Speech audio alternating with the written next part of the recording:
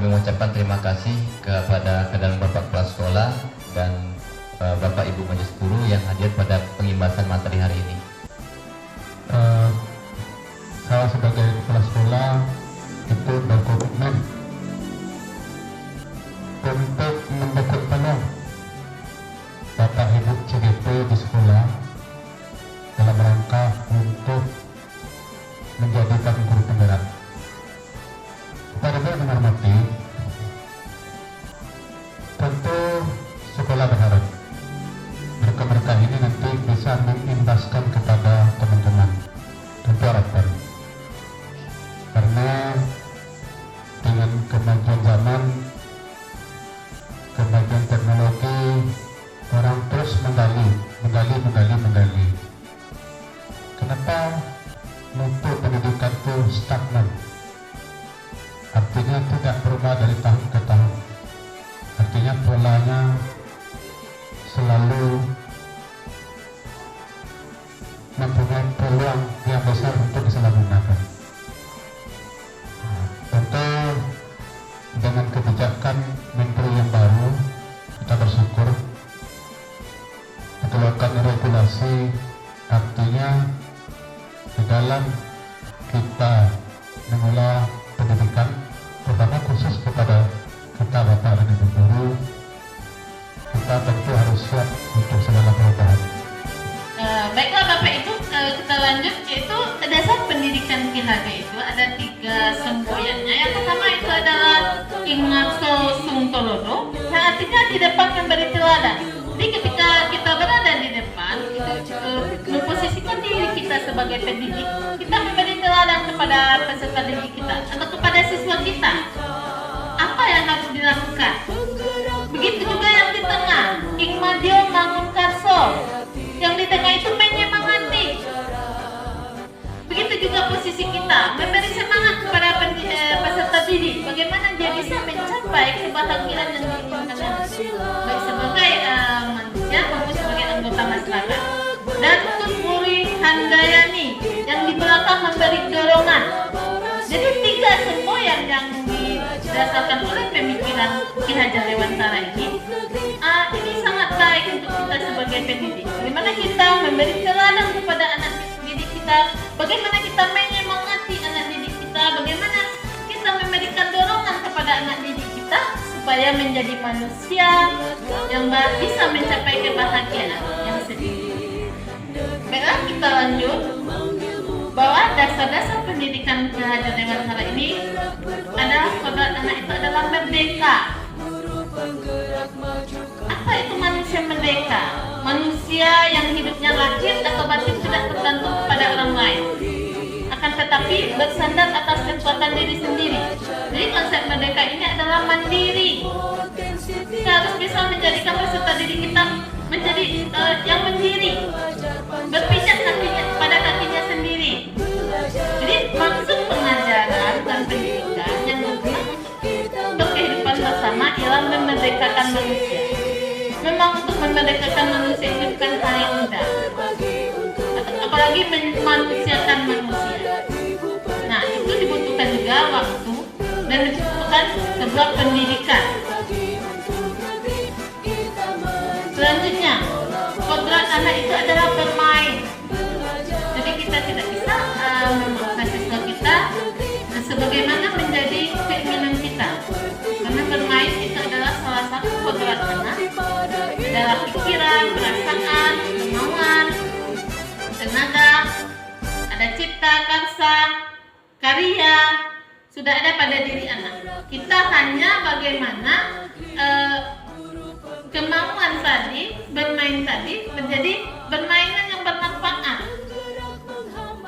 Jadi permainan itu juga bisa menjadi bagian dari pembelajaran. Jangan anggap anak bermain itu tidak belajar. Dari permainan itu bisa banyak belajar. Jangan anggap anak itu ribut tidak belajar. Kadang ada yang asik di kelas yang berisik. Jangan kita menganggap pendidikan itu hanya seperti duduk diam lipat tangan dengan cerah, dengarkan guru berbicara. Tidak. Bagaimana kita bisa menjadikan pendidikan itu yang berpusat pada siswa atau student center, bukan teacher center. Nah, ini contoh permainan-permainan yang bisa menumbuhkan daya pikir anak. Contoh bermain congklak. Di sini bisa menimbulkan daya pikir matematikanya. Dalam permainan congklak banyak strategi yang bisa diatur. Bagaimana menghitung supaya dalam permain congklak ini dia bisa berhasil mencapai lubang yang paling besar atau lubang finishnya. Di sini ada pembelajaran matematikanya. Begitu juga dengan permainan gobak sodor. Di sini ada strategi nilai. Bahwa pada permainan gobak sodor ini anak bisa juga dikatakan adanya kolaborasi. Di sini melatih atau mendidik anak untuk bisa menjadi kolaborasi, menjadi dari sebuah tim. Makanya kita ubah paradigma kita bagaimana tentang pendidikan. Selanjutnya, pendidikan yang berpihak pada anak. Bebas dari segala ikatan, dengan suci hati mendekati sang anak, bukan untuk meminta sesuatu hal. Ingat, Bapak Ibu, seperti yang saya katakan bahwa anak itu adalah unik, pribadi yang unik. Setiap anak itu berbeda sekali karakternya, tidak sama. Cobalah kita untuk mengenal bagaimana karakter anak. Antara anak yang A dengan anak yang B itu berbeda. Bisa dikatakan ibarat planet. Ada planet Venus, Merkurius. Biarkan dia planet itu berputar atau berotasi pada porosnya. Begitu juga dengan anak kita. Biarkan dia menjalani kehidupan sebagai kodratnya. Nah, mana pendidikan yang berpihak pada anak ini? Yaitu bebas dari segala ikatan, dengan suci hati mendekati sang anak. Jadi pokoknya pendidikan harus terletak di dalam pengukuhan ibu bapak, karena hanya dua orang inilah yang dapat berhamba pada sang anak. Nah, makanya terlepas dari pendidikan itu ada, bisa jadi kita katakan psikologi pendidikan, bahwa pendidikan itu ada pendidikan keluarga, pendidikan di lingkungan sekolah, dan juga pendidikan di lingkungan masyarakat. Apa tentang pendidikan yang berpihak pada anak?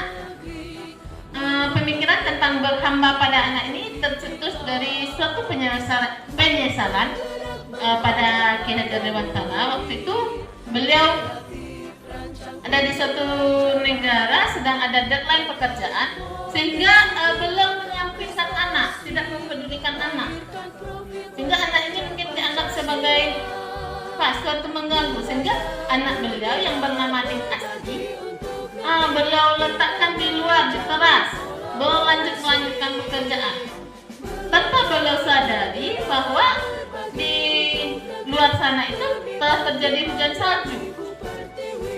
Sehingga Ning Asti pada waktu itu sudah kedinginan. Setelah lama baru beliau teringat Bapak Ki Hajar Dewantara ini bahwa telah meletakkan anak di luar. Setelah anaknya dilihat di luar bahwa anaknya telah terjadi telah kedinginan. Nah, disitulah beliau menyesal. Maka kata-kata menghamba atau memuliakan anak berawal dari kisah beliau dengan Ning Asti ini. Sehingga pada saat itu beliau seperti berikrar bahwa beliau akan memuliakan anak. Hingga sampai besar pun Ning Asti ini tetap dimuliakan, karena Ning Asti ini juga merupakan anak yang berkebutuhan khusus, sehingga Ning Asti tidak bisa mengurusnya diri sendiri, tetap diurus oleh keluarganya. Ini dia foto Ning Asti dan keluarga Bapak Ki Hajar Dewantara. Nah, ini juga pendidikan yang berpihak pada anak, untuk berhamba pada sang anak, atau mungkin lebih kita kenal istilah pendidikan yang berpihak atau berpusat pada murid.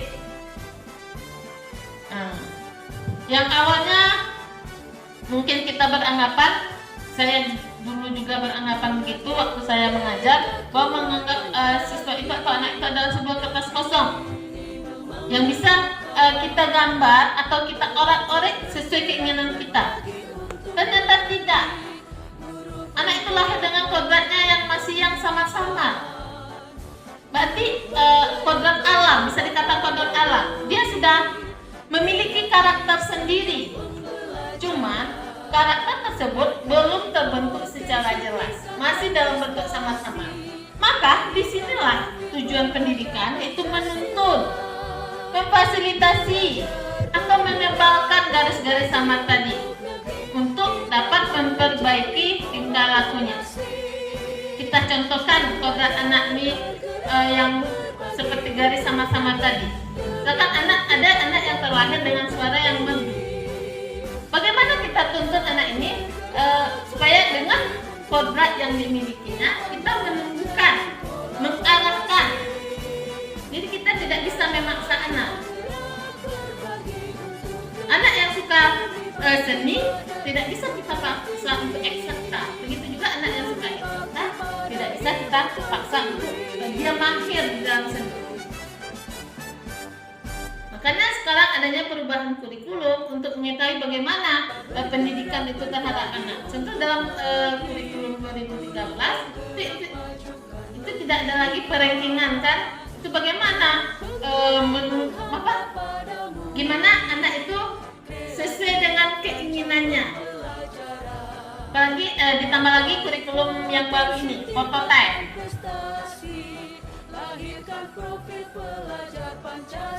Ini dasar-dasar pendidikan Ki Hajar Dewantara ini menebalkan laku anak dengan kekuatan konteks diri anak dan sosial kultur atau budaya. Mungkin untuk filosofi Ki Hajar Dewantara kita cukupkan sampai di sini. Nanti saya akan lanjut lagi dengan budaya positif. Baiklah, assalamualaikum warahmatullahi wabarakatuh. Pada kali ini adalah pembahasan gerak CGP 44. Yang namanya budaya positif itu adalah suatu kebiasaan atau bisa dikatakan dengan perilaku yang berulang, sehingga perilaku ini menjadi sebuah kebiasaan. Nah, bagaimana kita menyimpulkan atau memunculkan budaya positif atau kebiasaan yang positif ini terhadap anak? Ini kata celah Oke, terima kasih. Untuk kali ini saya akan menyampaikan materi tentang budaya positif. Yang pertama kita akan adanya kolaborasi. Agar budaya positif atau kebiasaan positif ini menjadi membudaya pada siswa atau pada murid, itu butuhnya kolaborasi. Itu kolaborasi antara rekan sejawat, kolaborasi antara kepala sekolah, kolaborasi antara guru dan keluarga atau orang tua, kolaborasi antara guru dan komite sekolah. Makanya kami menanamkan untuk membudayakan positif ada 3C: kolaborasi, komitmen, dan kontinu. Untuk menumbuhkan budaya positif ini harus ada perubahan paradigma, perubahan pemikiran yang tenang. Ini selanjutnya perubahan paradigma teori kontrol atau ilusi kontrol. Ilusi guru mengontrol murid. Mungkin selama ini yang kita lakukan. Begitu juga dengan saya. Kita mengontrol murid. Ilusi bahwa kritik dan membuat orang merasa bersalah dapat menguatkan karakter. Tapi nyatanya itu tidak. Bahkan mungkin bisa membunuh karakter. Ilusi bahwa semua penguatan positif efektif dan bermanfaat kemudian memaksa orang dewasa memiliki hak untuk mengontrol siswanya atau yang lebih kecil. Ternyata tidak. Itu hanya ilusi kita.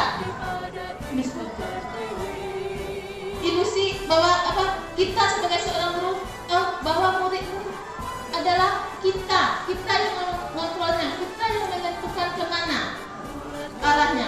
Ternyata itu hanya ilusi. Makanya adakan perubahan paradigma tadi, bahwa kita tidak bisa mengontrol orang lain. Mereka punya alasan untuk melakukan itu. Makanya di pendidikan Ki Hajar Dewantara kita berusaha untuk masuk ke dunianya. Ada satu konsep lagi, masuklah biarkan anak masuk melalui pintu mereka. Tapi tentulah anak keluar melalui pintu kita. Itu apa? Di sini kita dulu yang memasuki dunia anak. Maka di sini diibaratkan bahwa seorang pendidik itu adalah sebagai petani tadi. Kita hanya bisa memupuk, membebaskan dari hama, menyiram. Tapi kita tidak bisa mengibaratkan kalau kita tanam jagung kita berharap padi. Tapi kalau kita menanam jagung, haraplah jagung itu tumbuh dengan baik. Bagaimana jagung tersebut tidak kerdil, sesuai dengan posisinya. Diibaratkan juga seperti planet, biarkan dia berputar pada porosnya masing-masing.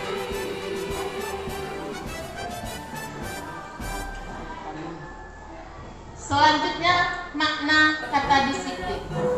Mungkin selama ini kita disiplin itu lebih ke peraturan. Ternyata disiplin itu belajar. Bagaimana belajar untuk menjadi lebih baik, atau bagaimana belajar untuk berubah. Jadi kata disiplin itu bukan hanya untuk diperintah, tapi juga memerintahkan diri kita sendiri. Bagaimana kita melakukan sesuatu.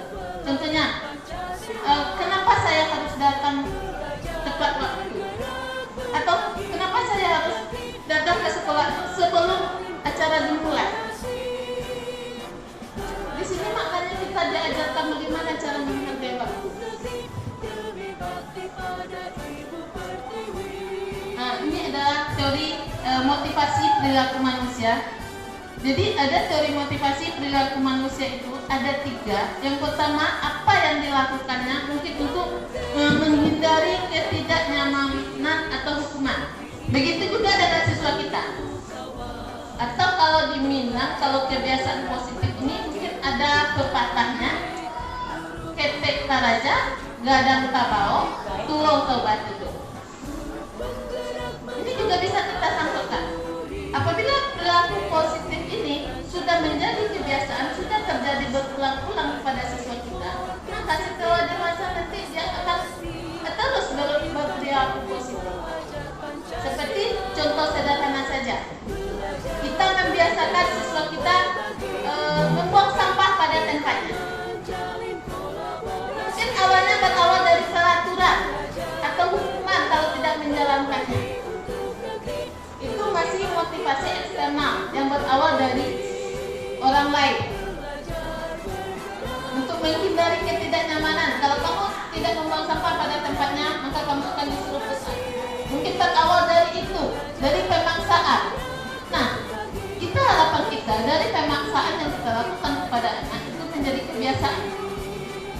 Tapi kebiasaan yang positif, sehingga kebiasaan positif tersebut muncul dari diri anak itu sendiri. Contoh yang pertama, mungkin anak menghindari ketidaknyamanan. Kalau dia berbuat salah, takut mungkin dihukum. Kemudian awalnya belajar mungkin ingin mendapatkan hadiah. Oh, nanti kalau saya belajar dapat nilai bagus, saya dapat hadiah. Itu tingkatannya sudah mulai agak level yang bagus. Nah, nanti setelah mendapatkan hadiah, mungkin dia sudah mendapatkan hadiah, ada bosannya. Bagaimana motivasi ini muncul sendiri dari dalam dirinya. Jadi mungkin untuk menghargai diri sendiri menjadi sesuai harapan. Saya akan menjadi orang seperti apa bila saya melakukan itu. Jadi ingin mencapai tujuan apa yang ingin dilakukan. Motivasi internal itulah yang akan kita tumbuhkan kepada diri anak. Jadi motivasi itu bukan hanya karena dia menghindari ketidaknyamanan, ingin mendapatkan hadiah, tapi benar-benar muncul dari dalam dirinya sendiri.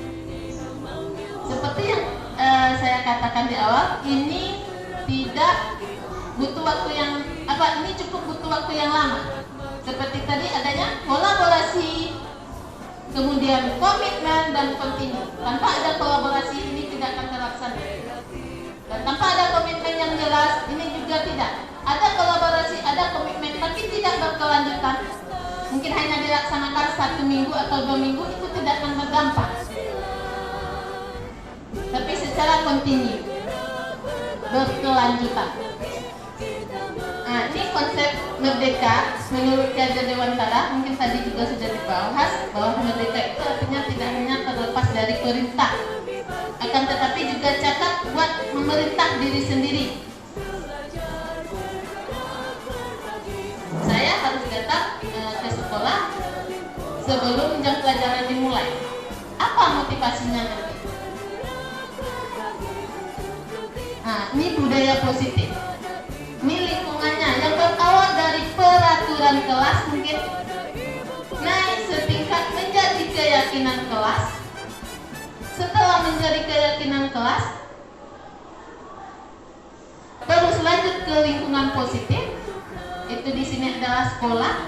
Kemudian baru budaya positif. Membudaya, kalau sudah membudaya ini dimanapun berada, dia akan memunculkan positifnya. Mungkin bagi kita anak ini sudah beberapa kali kita lakukan, sudah 5 kali ini. Kita tidak bisa hanya 5 kali seminggu, 2 minggu, sebulan untuk memunculkan budaya positif. Tapi butuh waktu yang cukup lama. Berawal dari peraturan kelas dulu. Kita laksanakan di dalam kelas. Sehingga peraturan-peraturan itu memunculkan nanti keyakinan kelas. Contoh apa keyakinan kelas? Jika siswa dia sudah sepakat semua, misalkan jika ada yang melanggar, belum boleh pulang sebelum membaca Pancasila mungkin atau undang-undang. Jadi siswa itu tanpa kita minta, kalau ini sudah menjadi keyakinan kelas, dia kalau ada salah dia langsung aja saya ada kesalahan. Nah, memunculkan itu yang membutuhkan waktu. Bagaimana timbulnya kesadaran pada diri.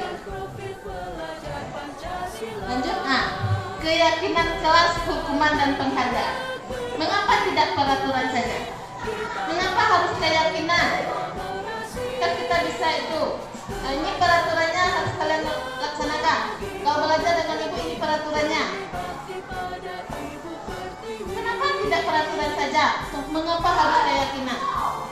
Tidak peraturan saja, mengapa harus keyakinan kelas? Kalau peraturan pasti dalam begitu juga dengan siswa kita. Kalau peraturan pasti masih banyak yang melanggar. Kalau melanggar akan ada hukuman. Tapi kalau keyakinan kelas itu sudah menjadi kesepakatan bersama. Jadi yang melakukan keyakinan kelas itu tanpa paksaan lagi. Ini perbedaan hukuman dan konsekuensi. Kalau hukuman sesuatu yang menyakitkan, kalau konsekuensi sesuatu yang harus terjadi. Seperti kalau dia tidak membuat tugas, tidak ada nilai, berarti tidak naik kelas. Konsekuensinya itu. Tapi dia buat tugas, nilai tidak ada juga. Dia sudah buat tugas, tapi nilai tidak ada juga, itu tidak konsekuensi. Jadi harus ada sesuatu yang terjadi pada konsekuensi tadi. Siswa terhadap budaya positif tadi. Kita sebagai seorang guru, ini ada motif apanya, posisi kontrolnya. Ada posisi penghukum, ada pembuat merasa bersalah, kemudian ada sebagai teman, kemudian ada sebagai pemantau, dan ada sebagai manajer. Ini segi ciri restitusi atau dikenal dengan segitiga restitusi. Bukan untuk menebus kesalahan, namun untuk belajar dari kesalahan. Sekarang dia terlambat, besok mungkin dia tidak terlambat lagi. Memperbaiki hubungan. Kalau restitusi tawaran, bukan paksaan. Kita tidak memaksa mereka untuk melakukan itu, tapi kita punya tawaran. Kemudian restitusi menuntut untuk melihat ke dalam diri, mencari kebutuhan dasar yang mendasari tindakan. Restitusi diri adalah cara yang paling baik untuk memperbaiki diri. Restitusi fokus pada karakter, bukan tindakan. Kalau kita langsung, kamu terlambat, besok gini. Itu kan tindakan. Tapi bagaimana kita restitusi, tawarkan. Bagaimana kamu memperbaiki diri kamu? Bagaimana supaya kamu tidak terlambat besok? Bagaimana kamu tidak ngantuk kalau ada yang ngantuk di sekolah? Suruh dia mencari solusinya. Dengarkan apa keluhannya. Kita yakin bahwa setiap siswa melakukan sesuatu pasti memiliki tujuannya.